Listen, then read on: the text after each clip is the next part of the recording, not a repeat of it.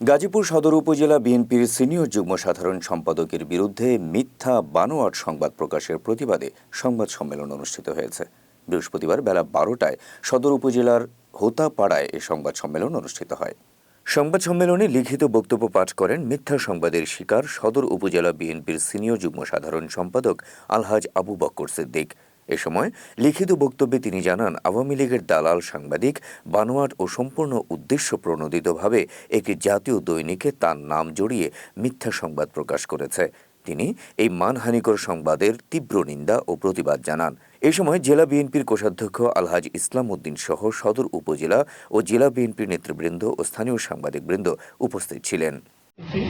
আজকের এই সাংবাদিক সম্মেলনে উপস্থিত সকল প্রিন্ট, ইলেকট্রিক ও অনলাইন মিডিয়া সাংবাদিকদের ভাইদের বক্তব্য শুরুতেই জানাই সালাম ও ধন্যবাদ।